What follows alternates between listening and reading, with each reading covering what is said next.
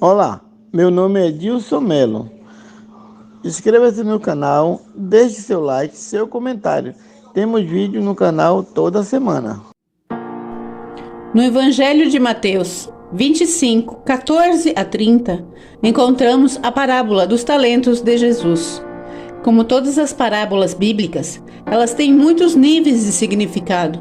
Sua essência se relaciona a como utilizarmos o dom da graça de Deus, com relação ao mundo material, tratando-se de uma história sobre capital, investimento, empreendedorismo e o uso adequado de recursos econômicos escassos. É uma refutação direta àqueles que veem uma contradição entre o sucesso dos negócios e a vivência da vida cristã.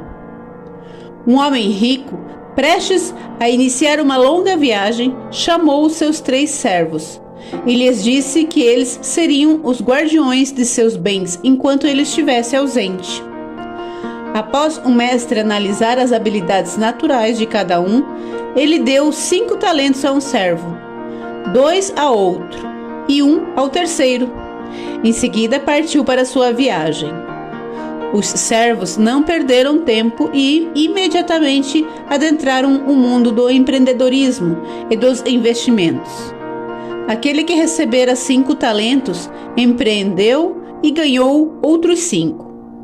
Do mesmo modo, o que recebera 2 ganhou outros 2. Mas o que havia recebido apenas 1 fez uma cova no chão e escondeu ali a propriedade do seu mestre. Depois de muito tempo, o mestre retornou e foi acertar as contas com seus servos.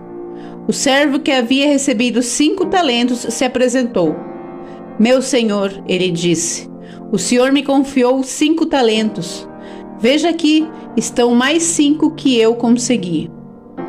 Muito bem, servo bom e fiel, o mestre respondeu.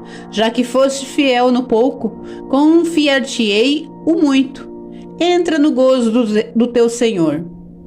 Em seguida, o servo que havia recebido 2 talentos se aproximou do mestre. Meu senhor, ele disse, o senhor me confiou 2 talentos. Veja, obtive mais 2. O mestre disse, muito bem, servo bom e fiel.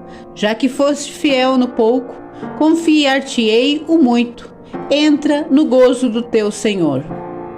Finalmente, aquele que havia recebido 1 talento se aproximou de seu mestre. Meu senhor, disse ele, eu soube que és um homem severo, ceifas onde não semeaste e recolhes onde não joeiraste. E, atemorizado, foi esconder o seu talento na terra. Aqui tens o que é teu. A resposta do mestre foi rápida e severa. Servo mau e preguiçoso. Se sabias que ceifo onde não semeei e que recolho onde não joerei, devias então ter entregado o meu dinheiro aos banqueiros, e ao meu retorno teria recebido o que é meu com juros. O mestre ordenou que o talento fosse tomado do servo preguiçoso e dado àquele que tinha 10 talentos. Tirai-lhe, pois, o talento e dai-o que tem os outros 10 talentos, porque a todo o que tem, dar-se-á-lhe-á e terá em abundância, mas ao que não tem, até o que tem será-se atirado. Lançai o servo inútil nas trevas exteriores. Ali haverá o choro e o ranger dos dentes. Essa história não é a história que frequentemente ouvimos nos púlpitos e sermões. Nossos tempos ainda exaltam uma ética socialista no qual o lucro é suspeito e o empreendedorismo é visto com suspeita e desagrado. Porém, a história apresenta um significado ético facilmente perceptível e apresenta lições profundas que ajudam a compreender qual é a responsabilidade humana na vida econômica. Nessa parábola, a palavra talento possui 2 significados. É uma unidade monetária. Era a mais utilizada da época. O estudioso bíblico John R. Donovan relata que um único talento era equivalente ao salário de 15 anos de um trabalhador comum. Portanto, sabemos que a quantia dada a cada servo era considerável. Se interpretarmos de uma forma mais ampla, os talentos se referem a todos os dons que Deus nos deu. Essa definição abarca todos os dons, naturais, espirituais e materiais. Inclui também nossas habilidades e recursos naturais, saúde e educação, bem como nossas posses, dinheiro e oportunidades. Uma das lições mais simples desta parábola é que não é imoral lucrar por meio do uso dos nossos recursos, inteligência e trabalho. A alternativa ao lucro é o prejuízo e a perda de riqueza, especialmente por falta de iniciativa. Certamente não constitui uma boa e sensata administração. A parábola existe no Evangelho de São Mateus. Pressupõe uma compreensão básica da correta administração do dinheiro. De acordo com a lei rabínica, o ato de enterrar o dinheiro era considerado a forma mais segura contra o roubo. Se a pessoa fosse confiada uma quantia em dinheiro e ela o enterrasse tão logo estivesse em seu poder, ela estaria livre da culpa se algo acontecesse com ele. O oposto era verdade se o dinheiro fosse enrolado em um pano. Nesse caso, a pessoa era responsável por cobrir qualquer perda, prejuízo incorrida devido à má administração do depósito que lhe foi confiado. Ainda nessa história, o mestre inverte o entendimento da lei rabínica. Ele considerou enterrar um talento, ficando elas por elas, como um prejuízo, pois ele pensava que o capital deveria receber uma taxa de retorno razoável. De acordo com esse entendimento, tempo é dinheiro, ou juros. A parábola também contém uma lição crítica sobre como devemos utilizar as habilidades e recursos dados por Deus.